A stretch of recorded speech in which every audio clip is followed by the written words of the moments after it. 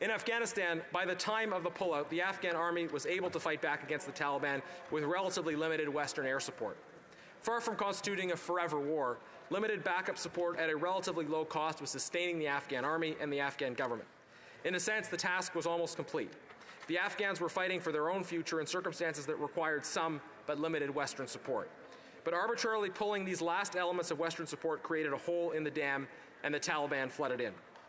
Free peoples must not allow themselves to be overcome by fatigue when steadfastness and strategic patience can instead finish the job. If we needed to learn that lesson again, I hope we apply it in today's ongoing struggles in other places.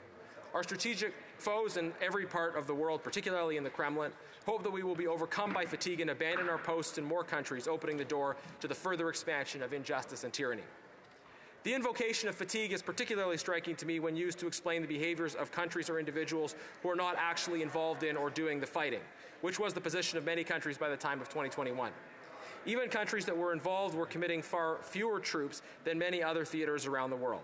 If some felt fatigue about the length of the conflict in Afghanistan, or if we feel fatigue today because of how long the war has gone on in Ukraine, then imagine how the people of Afghanistan and Ukraine felt and feel.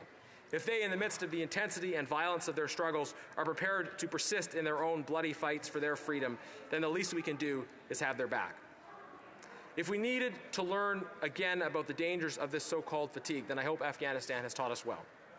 Afghanistan was abandoned and so fell to the complete control of a terrorist organization.